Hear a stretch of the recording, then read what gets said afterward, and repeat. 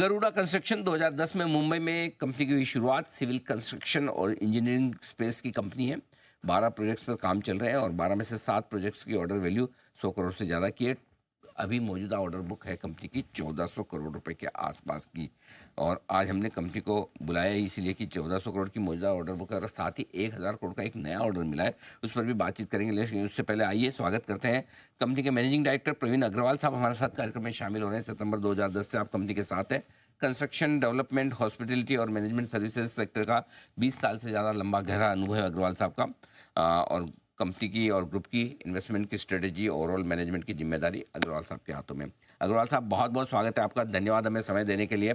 सबसे पहले जो कल ऑर्डर मिलने की खबर आई है आपको, 1000 करोड़ से ज़्यादा का ऑर्डर है, बताएं सर पहले तो इस ऑर्डर की साइज़ क्या है, कहाँ से ये ऑर्डर मिला है, कितने समय में आप पूरा करने वाले हैं? सर, ये हम गोरखपुर में हैं।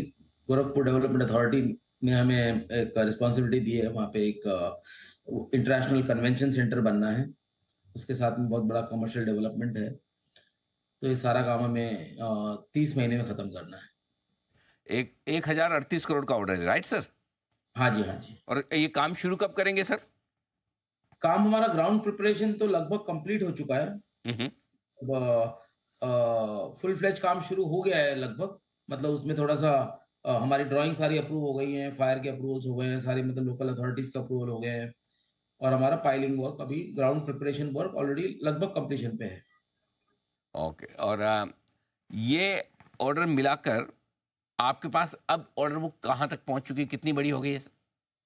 टोटल हमारी अब अपडेटेड ऑर्डर बुक, मतलब हमारे आईपीओ में जब हमने डीआरएसपी में जो हमारी लिमिटेशंस थी, उस टाइम पे 1400 करोड़ की ऑर्डर बुक हमने अनाउंस की थी। उसके बाद ये ऑर्डर मतलब आ गए थे, लेकिन एग्रीमेंट वगैरह मतलब सारी चीज़ें नहीं हुई थी, तो इसलिए हमारे ये कैप्चर नहीं हो पाई थी। तो अभी सब हो गया है, तो अब कैप्चर हुई है। तो total order book now stands eight 2800 crore approximately. 1400 crore plus 1000 crore और थोड़े और मिला के 2800 करोड़। आईपीओ के वक्त 1408 करोड़ की थी, अब 2800 करोड़ पर पहुंचती दिख रही है। आपने जो पिछले महीने नतीजे देखे उसमें आपके मार्जिन 29 से 33% की रेंज में रहते हैं। क्या इस ऑर्डर पर भी मार्जिन की रेंज 30% के आसपास की समझी जाए?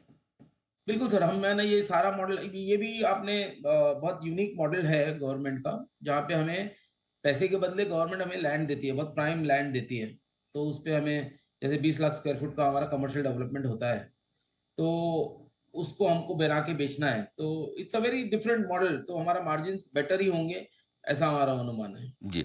आपका 264 करोड़ का आईपीओ आया था अगर मुझे ठीक से याद है, जिसमें से 174 करोड़ का आपका फ्रेश इशू था, राइट सर? जिसमें आपने कहा भी कि हम कुछ इनऑर्गेनिक एक्विजिशंस भी करेंगे, कुछ नई कंपनियां एक्वायर भी करेंगे। उस दिशा में क्या प्रोग्रेस हो रही है? बाकी पैसों का इस्तेमाल कंपनी ने अब तक कितना और कहाँ किया है सर?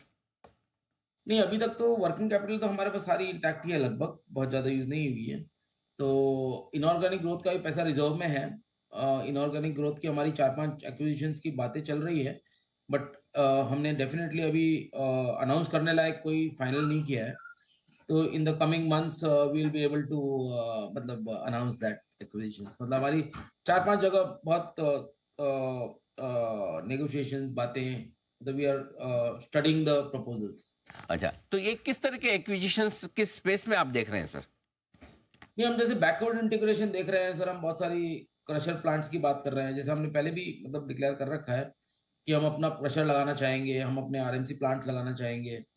तो बैकवर्ड इंटीग्रेशन हमारे लिए जो होता है वो यही होता है कि हम अपनी इंडस्ट्री के और पीछे जाएं, जिससे हमारी मटेरियल की सप्लाई में हमें और अच्छा बेनिफिट मिले। सर, आपकी दूसरी तिमाही के नतीजे हमने जो देखा उसमें आय, कामकाजी मुनाफा मुनाफा सारा बहुत ही मजबूत ग्रोथ दिखाते हुए नजर आया था।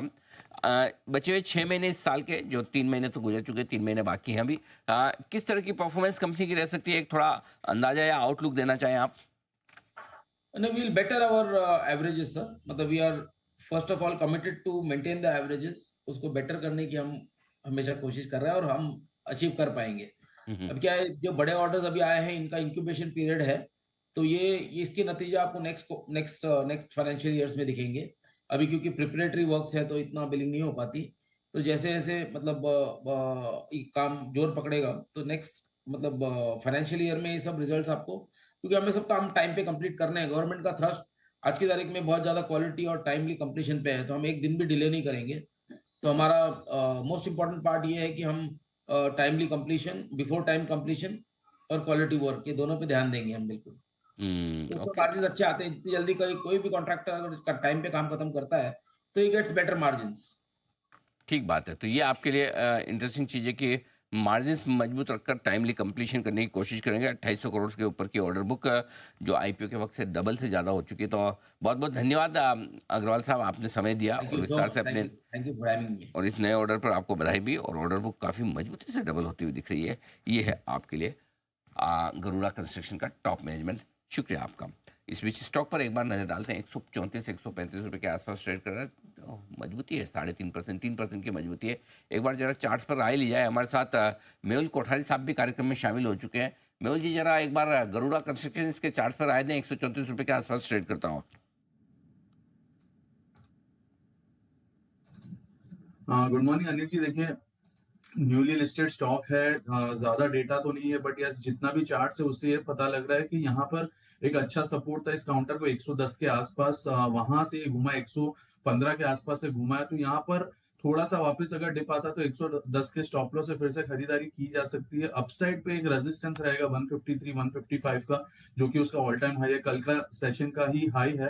तो यहाँ पर मुझे लग रहा है पिछले वीक का हाई है इनफैक्ट। तो यहाँ पर थोड़ा सा अपसाइड है 150 155 तक का, और डाउनसाइड भी लिमिटेड है। तो एक रेंज में है, 110 का बॉटम रहेगा और 155 का टॉप रहेगा। इस रेंज में ये ट्रेड करते रहेगा। तो 155 नीचे ये रेंज है आपके लिए जिस पर ट्रेड करने की संभावना गरुड़ा कंस्ट्रक्शन। बंसल जी भी कुछ इस पर विशेष टिप्पणी करना चाहता है? जी बंसल जी। देखिए, मेहुल जी ने एकदम बढ़िया वाले लेवल दिए। अनिल जी 110 के अराउंड ही उत्पल शेठ जी ने यहाँ पर एंट्री ली थी। तो डिप पर अगर 110 115 के अराउंड मिलता है, इनफैक्ट 110 से 120 के बीच में मिलता है, तो गुड ब्लाइंड बाय है। हम भी वेट कर रहे हैं स्टॉक करेक्ट करे तो अपने क्लाइंट्स को बाय कराएं। तो डिप आए, कोई मीनिंगफुल सिग्निफिकेंट डिप आए तो इसमें निवेश करना चाहिए। गुड निवेश वाला स्टॉक है। एक्चुअली ये पॉइंट अच्छा लगा, ध्यान नहीं आया, नहीं तो मैं एक बार मैनेजमेंट से पूछता भी। कुछ समय पहले ब्लॉक डील में मैंने नाम देखा था, उत्पल सेठ साहब जो ट्रस्ट कैपिटल वाले हैं, और जो राकेश झुंझुनवाला जी की जो कंपनी है रेयर एंटरप्राइज, उसके सीईओ भी हैं। उन्होंने पर्सनल कैपेसिटी में इस कंपनी में स्टेक खरीदी थी। मेरे ख्याल से 5-1 लाख शेयर खरीदे। बंसल जी, आप उसी का जिक्र कर रहे हैं बंसल जी?